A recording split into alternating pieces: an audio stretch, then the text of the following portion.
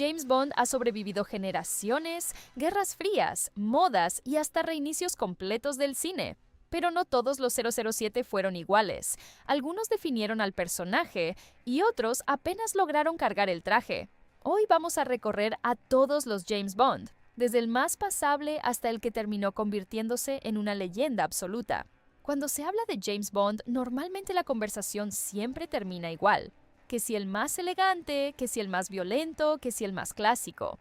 Pero lo interesante de Bond es que cada actor representó una época distinta del cine y también una forma diferente de entender al personaje. Porque Bond no siempre fue el mismo hombre. A veces fue un espía refinado.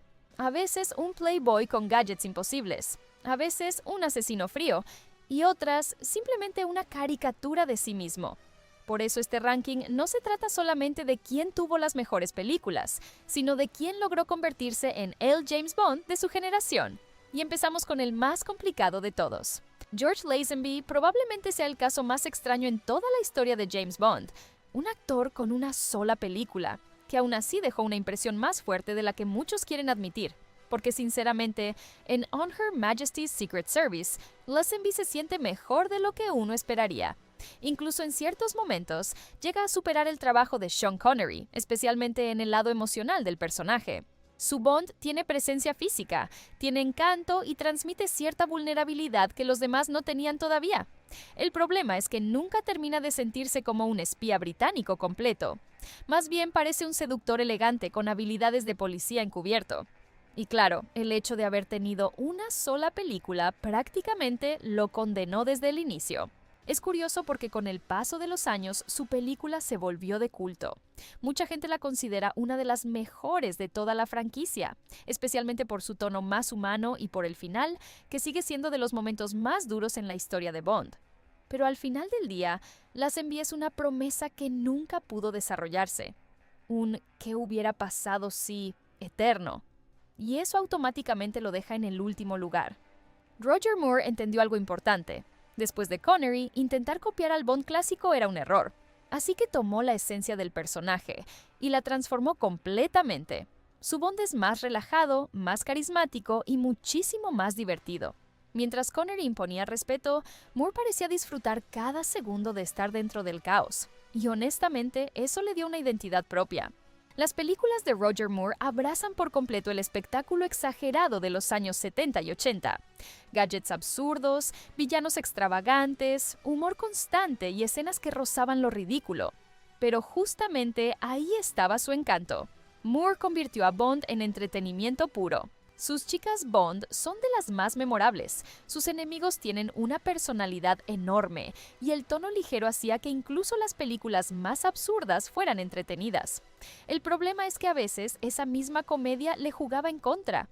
Hubo momentos donde Bond parecía más un superhéroe que un espía secreto, y conforme avanzaban los años, el tono se volvió demasiado caricaturesco. Aún así, Roger Moore logró algo dificilísimo: no vivir bajo la sombra de Connery, y eso ya merece muchísimo mérito.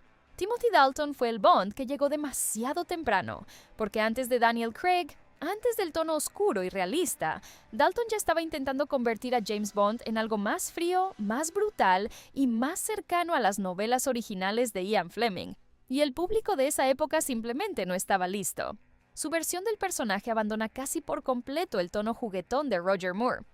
Aquí Bond ya no parece un playboy invencible, parece un hombre cansado, agresivo y peligrosamente obsesionado con su misión.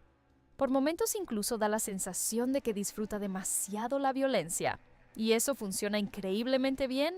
Dalton probablemente sea la representación más pura del Bond literario, un espía profesional antes que un ícono de moda. Además, el cambio de enemigos ayudó muchísimo. Pasar de científicos locos y villanos extravagantes a narcotraficantes y conflictos más terrenales hizo que la saga se sintiera más seria. License to Kill, especialmente, se siente como el prototipo de lo que años después haría Daniel Craig. El problema fue el timing. La audiencia todavía esperaba el Bond exagerado y elegante de Moore, no un agente traumado y vengativo. Y por eso Dalton terminó siendo infravalorado durante muchos años. Pero hoy, viendo la evolución de la saga, queda clarísimo que fue un adelantado a su tiempo. Sean Connery no solo interpretó a James Bond, Sean Connery creó el molde. Todo lo que hoy asociamos con 007 nació aquí. La elegancia, la confianza absoluta, el sarcasmo, la frialdad y esa capacidad de entrar a una habitación sintiendo que automáticamente es el hombre más importante del lugar. Connery definió el personaje para siempre. Su Bond representa perfectamente el cine de espionaje de los años 60. Serio, sofisticado, dominante y completamente comprometido con la misión. Aunque claro, también es un Bond profundamente machista, producto total de su época. Hay escenas y actitudes que hoy definitivamente envejecieron mal, pero sería absurdo ignorar el impacto gigantesco que tuvo, porque sin Connery, James Bond probablemente nunca habría llegado tan lejos. Películas como Goldfinger, From Russia with Love o Doctor No construyeron la identidad completa de la franquicia. Los gadgets, las chicas Bond, los villanos megalomaníacos, las introducciones icónicas. Todo empezó aquí. Y aunque otros Bonds evolucionaron el personaje, Connery sigue siendo el estándar clásico con el que todos terminan comparados. Para muchísima gente, Pierce Brosnan y es James Bond. La imagen mental que aparece cuando alguien escucha 007 suele ser Brosnan caminando en cámara lenta con traje impecable, pistola en mano y una explosión detrás. Y honestamente, es entendible, porque Brosnan logró mezclar perfectamente todas las versiones anteriores del personaje. Tiene el carisma de Moore, la elegancia de Connery y ciertos destellos de frialdad que después explotaría Craig. Era el Bond perfecto para los 90. El problema es que sus películas fueron extremadamente inconsistentes. Porque sí, GoldenEye es una joya absoluta. No solo revivió la franquicia después de años de incertidumbre, también modernizó al personaje sin destruir su esencia. Y además, el videojuego de GoldenEye 07 terminó convirtiéndose en parte de la infancia de toda una generación. Para muchos, Bond no entró por las películas, entró por ese juego.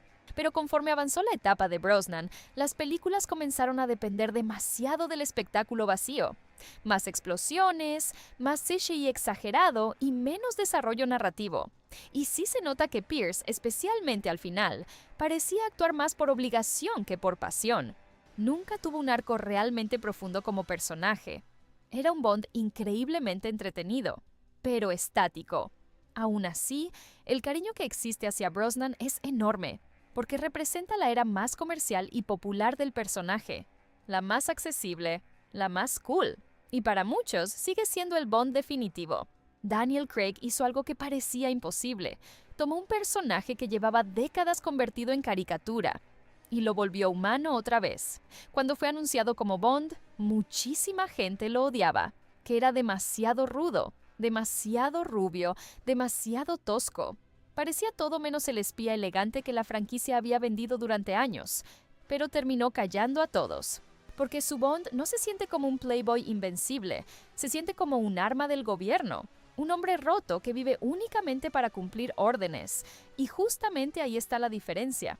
Craig convierte a Bond en alguien vulnerable. Lo vemos equivocarse, sufrir, enamorarse, perder y desgastarse emocionalmente película tras película. Tiene el desarrollo narrativo más sólido de toda la saga. Mientras otros Bonds parecían resetearse en cada película, el de Craig sí evoluciona. Sus heridas importan, sus relaciones importan, sus errores tienen consecuencias. Y eso hace que toda su etapa se sienta mucho más cinematográfica y seria. Casino Royale redefinió completamente a James Bond. La brutalidad de las peleas, el tono realista, la tensión constante y la construcción emocional hicieron que Bond volviera a sentirse relevante. Y después llegaron películas como Skyfall, que directamente elevaron la franquicia a otro nivel visual y narrativo. Incluso sus películas más debatidas siguen teniendo elementos memorables. Y algo muy importante, Craig probablemente sea el único Bond moderno donde prácticamente no existe una chica Bond mala. Sus personajes femeninos tienen muchísimo más peso narrativo y presencia real dentro de la historia. Tal vez ya no parecía un espía clásico, pero sí parecía lo que probablemente sería un agente secreto real, frío, eficiente, aislado y emocionalmente destruido. Y por eso termina siendo el James Bond más completo de todos. Y esa es justamente la magia de esta franquicia. Cada generación tuvo su Bond, el elegante, el divertido, el violento, el clásico, el humano, y aunque Daniel Craig probablemente dejó la vara más alta que la saga haya tenido, la verdadera pregunta ahora es otra. ¿Hacia dónde puede ir James Bond después de esto? Porque reinventar al personaje una vez ya era difícil. Hacerlo después de Craig parece casi imposible. Ahora quiero saber tu opinión. ¿Cuál es tu James Bond favorito? ¿Crees que Brosnan debió estar en primer lugar? ¿Dalton estaba adelantado a su tiempo? ¿O Connery sigue siendo el verdadero 007 definitivo? Déjamelo en los comentarios. Y si te gustó este video, suscríbete porque aquí hablamos de cine, videojuegos y cultura pop con nostalgia, crítica y pasión real por cada saga. Nos vemos en el próximo video.